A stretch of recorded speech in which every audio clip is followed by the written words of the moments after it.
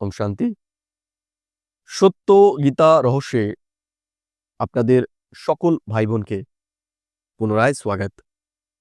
আমরা সত্য গীতা সম্পর্কে আলোচনা করতে গিয়ে আগের দিন বিশেষ মহাভারতের কিছু মুখ্য চরিত্রের ঐতিহাসিকতার বিষয়ে আলোচনা করেছিলাম। মহাভারতের চরিত্রগুলির ঐতিহাসিকতা আলোচনা করতে গিয়ে আমরা মহর্ষি ব্যাসদেব, ধৃতরাষ্ট্র, পাণ্ডু এবং বিদুর এদের জন্মকাহিনী আলোচনা করেছিলাম। এছাড়াও কৌরব এবং পাণ্ডবদেরও জন্ম বৃত্তান্ত সম্পর্কে আলোচনা করেছিলাম। আজকে আমরা আরো কিছু ঐতিহাসিক চরিত্র নিয়ে আলোচনা করব, যে তাদের জন্মবৃত্তান্ত দেখে আমরা বিচার করব যে তারা কতটা ঐতিহাসিক। আজকে আমাদের বিশেষ टॉपिक হলো महाभारत युद्ध के अनेक व्यक्तियों की अविश्वसनीय जन्म कहानियां। মহাভারতের যে ব্যক্তি চরিত্রগুলো রয়েছে তাদের অবিশ্বসনীয় যে জন্মবৃত্তান্ত আমরা সেই সম্পর্কে আজকে আলোচনা করব। लेखक बोलছেন, यदि महाभारत के मुख्य पात्र कौरवों, पांडवों, द्रौपदी, धृतराष्ट्र, द्रोणाचार्य, भीष्म इत्यादि की जन्म कहानियों पर हम विचार करेंगे तो हम इसी निष्कर्ष पर पहुंचेंगे कि वो अवास्तविक है, ऐतिहासिक नहीं है। लेखक बोलছেন যে আমরা মহাভারতের যে মুখ্য পাত্রগুলো রয়েছে পাণ্ডব, দ্রৌপদী, ধৃষ্টদ্যুম্ন, দ্রোণাচার্য, ভীষ্ম এদের জন্ম কাহিনী নিয়ে যদি আমরা আলোচনা করি তাহলে দেখতে পারবো যে এগুলো সবই अवास्तविक एवं एगुलो ऐतिहासिक नয়। उदाहरण के तौर पर पहले द्रौपदी तथा दुष्टद्रुम ही जन्म कहानी को लीजिए। এই প্রসঙ্গে আমরা সবার প্রথম দ্রৌপদী এবং দুষ্টদ্রুমের জন্মবৃত্তান্ত নিয়ে আলোচনা করব। द्रौपदी को महाभारत की लड़ाई का एक मुख्य कारण माना जाता है और दुष्टद्रुम को द्रोणाचार्य को मारने वाला योद्धा माना जाता है। তাহলে আমরা দেখতে পাবো যে দ্রৌপদী তিনি হলেন মহাভারতের যুদ্ধের অন্যতম কারণ এবং দুষ্টদ্রুম তাকে দেখব দ্রোণাচার্যের মৃত্যুর জন্য তিনিও খুব গুরুত্বপূর্ণ একটা চরিত্র। इनके जन्म महाभारत के निम्नलिखित रीति से बताए गए हैं। তাহলে আমরা দেখতে পাবো যে এদের যে মৃত্যু জন্ম বৃত্তান্ত সেটা এরপরে আমরা আলোচনা করছি সেই অনুসারে হয়েছিল। দুষ্টদ্রুম और द्रौपदी के जन्म कथा। এখন আমরা দুষ্টদ্রুম এবং द्रौपदीर जन्म কাহিনী সম্পর্কে আলোচনা করব। महाभारत में लिखा है कि राजा द्रुपद को द्रोणाचार्य ने बहुत अपमानित किया था। महाभारत আমরা দেখতে পাবো যে রাজা দ্রুপদকে দ্রোণাচার্য ভীষণভাবে অপমানিত করেছিলেন। इस कारण द्रुपद का मन बहुत दुखी था। এই কারণে দ্রুপদের মন ভীষণভাবে দুঃখী হয়ে গিয়েছিল। द्रोणाचार्य से बदला लेने के विचार में द्रुपद ने कई आश्रमों में जाकर किसी कर्म सिद्ध ब्राह्मण को ढूंढने की तैयारी की। আমরা দেখতে পাবো যে প্রতিশোধ নেওয়ার জন্য দ্রুপদ তিনি বিভিন্ন আশ্রমে ঘুরে বেরিয়েছেন কোনো কর্মসিদ্ধ ব্রাহ্মণকে খুঁজে বের করার জন্য। आखिर उन्होंने एक स्थान पर कठोर व्रत का पालन करने वाले दो ब्रह्म ऋषियों को देखा। তিনি অনেক ভ্রমণ করার পর এক জায়গায় দুজন ব্রহ্ম ঋষিকে দেখতে পেলেন, जिनके नाम थे याज और उपयाज, যাদের নাম ছিল जज एवं उपजज। उनसे बहुत अनुनय विनय करके राजा द्रुपद ने उन्हें तैयार कर लिया कि वो ऐसा यज्ञ करे जिससे पैदा होने वाला पुत्र द्रोणाचार्य को मर सके। দ্রুপদ তাদেরকে ভীষণভাবে অনুরোধ করে তাদেরকে রাজি করালেন যে তারা যেন এমন একটা যজ্ঞ করে যেই যজ্ঞ থেকে যে পুত্র সন্তানের জন্ম হবে সে দ্রোণাচার্যকে মারবে। हवन हुआ तो उसके अंत में ब्रह्मर्षि याज ने द्रौपद की रानी को आज्ञा दी कि वह आकर भविष्य को धारण करे, जिससे उसे एक पुत्र और एक पुत्र की प्राप्ति हो। বলছে সেই যজ্ঞের সময় ঋষিরা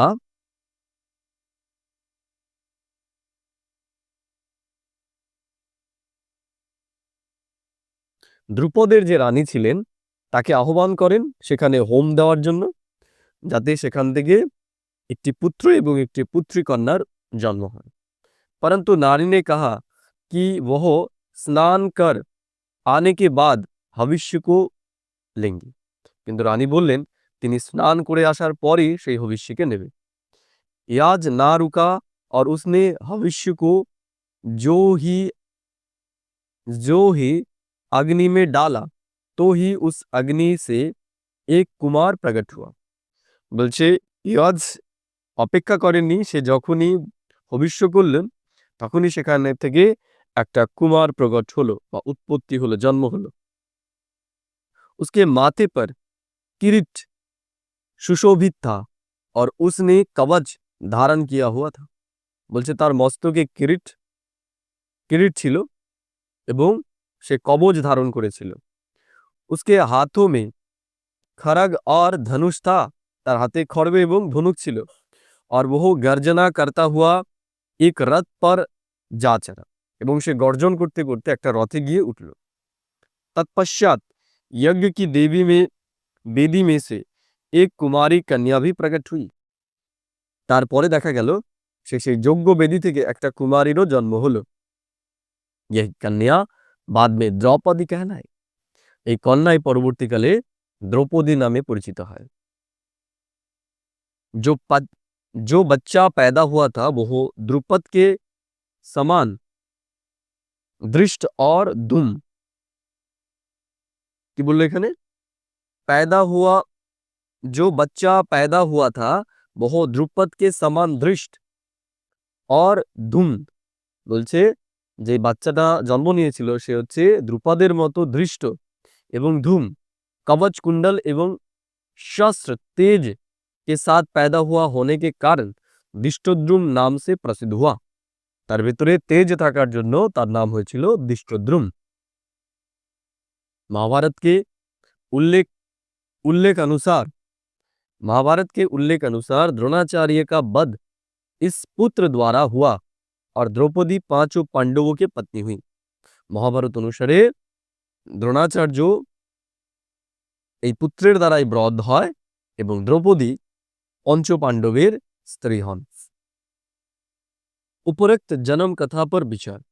এবার আমরা উপরে আমরা যে জন্ম বৃত্তান্ত সম্পর্কে জানলাম, আমরা এটা সম্পর্কে একটু বিচারও করব।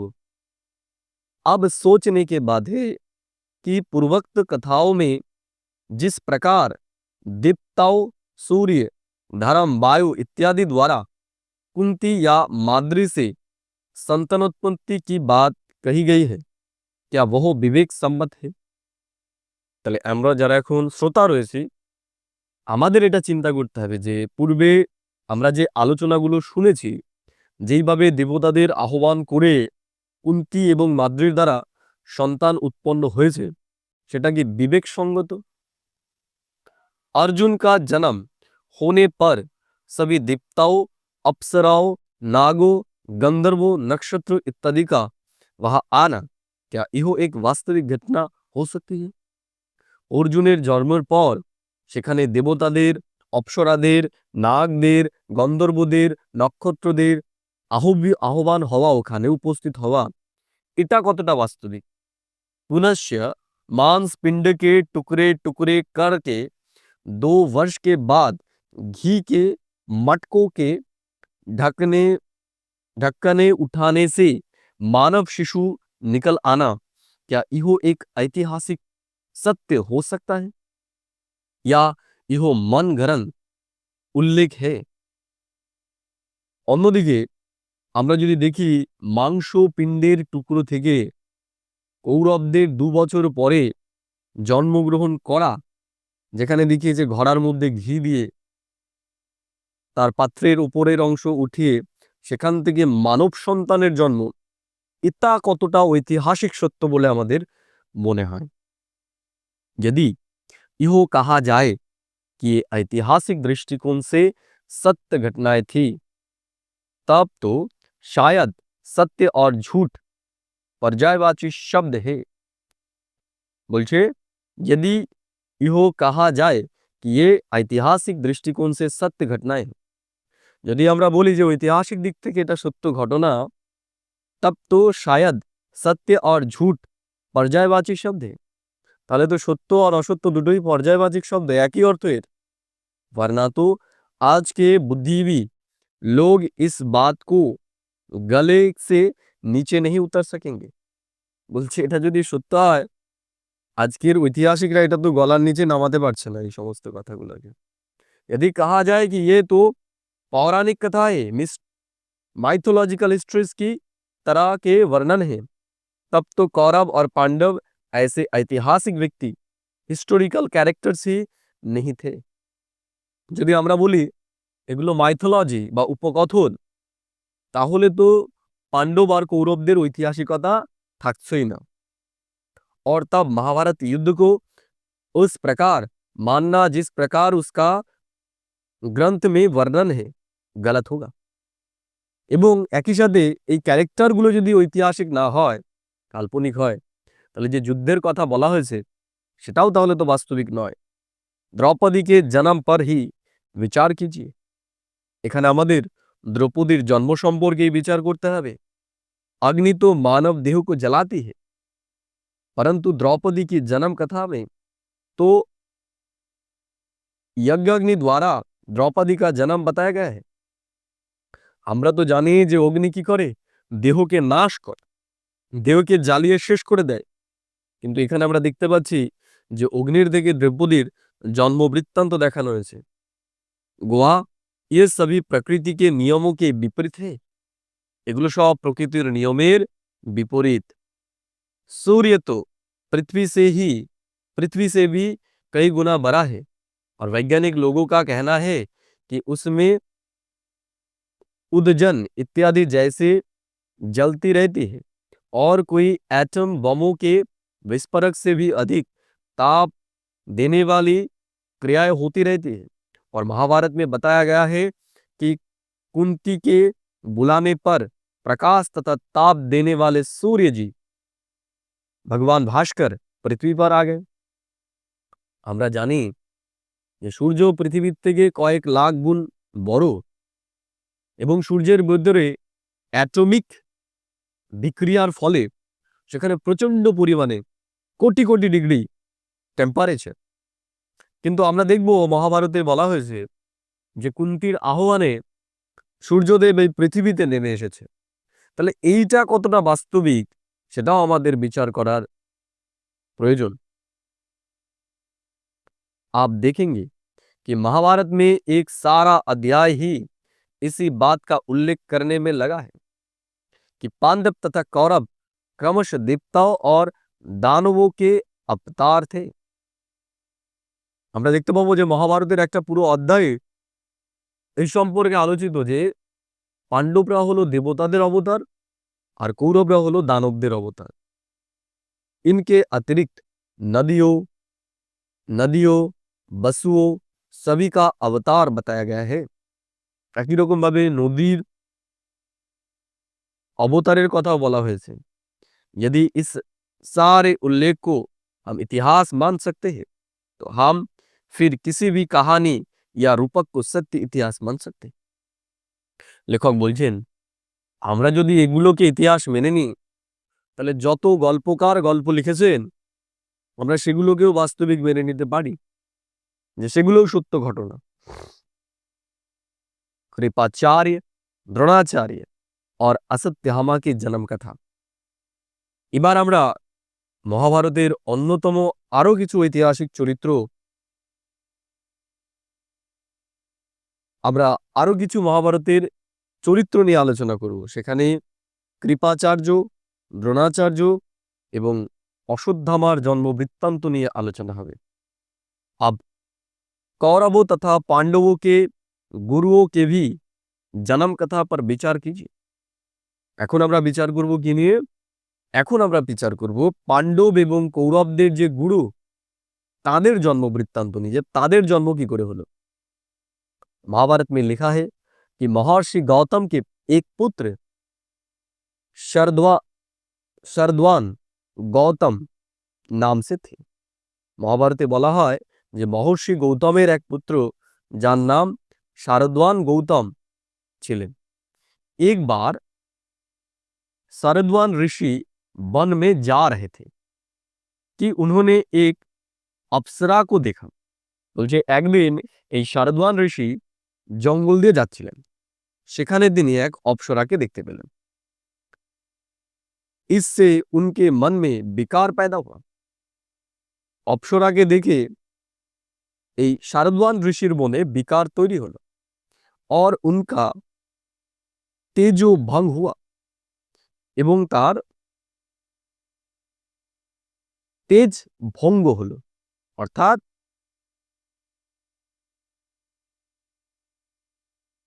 বলছেন এখানে বলছেন और उनका तेजो भंग हुआ এবং তার তেজ অর্থাৎ শক্তি, জীবনী শক্তি, সৃষ্টি শক্তি অর্থাৎ বীর্যের পতন হলো। उनके बीज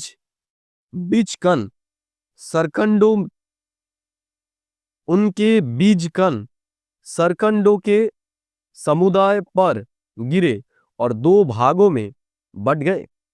বলছে তার বীর্য পতন হওয়ার পর সেটা দুখণ্ডে বিভাজিত হয়ে গেল। उनसे एक पुत्र और एक पुत्री उत्पन्न हुई এবং সেখান থেকেই একটা পুত্র এবং পুত্রী কন্যার জন্ম হলো। राजा शांतनु विष्णु के पिता राजा शांतनु के किसी सैनिक ने उन्हें वहां से उठाकर उन्हें राजा शांतनु को दिया। বলছে তখন সেখান থেকে রাজা শান্তনুর কোনো একজন সৈনিক সেই সন্তানদেরকে ওখান থেকে উঠিয়ে রাজা শান্তনুর কাছে নিয়ে আসলেন। राजा ने उन्हें बड़ी कृपा से पाला, इसलिए उस पुत्र का नाम हुआ कृप और पुत्री का नाम कृपी। বলছে রাজা শান্তনু এই দুজনকে খুব প্রেমের সাথে পালন করলেন, এর জন্য পুত্রের নাম হলো কৃপ এবং পুত্রীর নাম হলো, কন্যার নাম হলো কৃপি। यही कृप आगे चलकर धनुष विद्या में निपुण कृपाचार्य हुए। বলছে এই কৃপি পরবর্তীকালে ধনুর্বিদ্যায় নিপুণ হয়ে কৃপাচার্য হলেন। और कौरव तथा पांडवों को यह विद्या सिखाने के लिए उनके प्रथम गुरु बने এবং এই কৃপাচার্যই ধনুর্বিদ্যা শেখানোর ক্ষেত্রে প্রথম দিকে কৌরব এবং পাণ্ডবদের গুরু ছিলেন। और इनकी बहन कृपी का विवाह द्रोणाचार्य से हुआ এবং এর বোন কৃপির বিবাহ হয়েছিল দ্রোণাচার্যের সাথে। अब जरा দ্রোণাচার্য की जन्म कथा सुन लीजिए। এবার দ্রোণাচার্যের জন্ম কিভাবে হয়েছিল সেটাও আমার একটু জেনে নিই আমরা। महाभारत में लिखा है भगवान भरद्वाज नाम के एक प्रसिद्ध महर्षि थे। মহাভারতে বলা হয় যে ভগবান ভরদ্বাজ নামে একজন প্রসিদ্ধ মহর্ষি ছিলেন। एक बार वो कुछ अन्य महर्षियों के साथ गंगा जी पर स्नान के लिए गए। একদিন তিনি কিছু মহর্ষি অর্থাৎ পণ্ডিত ব্যক্তির সাথে, ঋষিদের সাথে তিনি গঙ্গায় স্নান করতে গেলেন। वहां उन्होंने तब पर एक अप्सरा को नहाकर वस्त्र बदलने देखा। বলছে সেখানে তিনি একজন অপ্সরাকে স্নান করে বস্ত্র বদলাতে দেখেন। महर्षि के मन में काम वासना जग उठे। महर्षि भरद्वाजेर मने तखन काम वासना जागृत हलो। उनका तेज भंग हुआ और उन्होंने उसे एक द्रोण में रख दिया। বলছে সেই অপ্সরাকে দেখে ঋষি ভরদ্বাজের বীর্যের পতন হলো এবং ছিনিতেটাকে একটা কলসির মধ্যে রাখলেন। तब उस कलश में से उन्हें जो बच्चा पैदा हुआ वो द्रोण से पैदा होने के कारण দ্রোণ নাম সে প্রসিদ্ধ হুয়া। বলছে এবং ওই কলসি থেকেই, অর্থাৎ কলসির আরেক নাম হচ্ছে ঘরা বা দ্রোণ, তাহলে কলসি থেকে তার জন্ম হওয়ার জন্য বা দ্রোণ থেকে তার জন্ম হওয়ার জন্য তার নাম হলো দ্রোণাচার্য বা দ্রোণ। বই আগে চলকর দ্রোণাচার্য, তাহলে দ্রোণী পরবর্তীকালে দ্রোণাচার্য নামে পরিচিত হয়। বই उन्होंने उन्होंने शारद्वान ऋषि के पुत्री कृपि कृपि को धर्म पत्नी के रूप में ग्रहण किया। আর এই দ্রোণাচার্য পরবর্তীকালে কৃপি, যে শারদ্বান ঋষির কন্যা ছিলেন, তাকে বিবাহ করেন। उससे उनका जो पुत्र हुआ उसने जन्म लेते ही उच्चे श्रुवा नामक घोड़े के समान शब्द किया। বলছে এবং এই দ্রোণাচার্য এবং কৃপির থেকে যে সন্তানের জন্ম হলো, সে জন্মানোর সাথে সাথে উচ্চশ্রবা ঘোড়ার মতো গর্জন করল। अतः एक आकाशवाणी ने उनका नाम असध्यामा निश्चित किया। এবং তখন একটা আকাশবাণী হলো যে এর নাম অশ্বত্থামা রাখো। এর থেকেই তার নাম হলো অশ্বত্থামা। আজকে আমরা এখানেই আমাদের আলোচনা শেষ করছি। এর পরের দিন আমরা এর থেকে আমাদের আলোচনাকে সম্প্রসারিত করব। আপনাদের সকলকে অনেক অনেক ধন্যবাদ আমাদের সাথে থাকার জন্য। ওম শান্তি।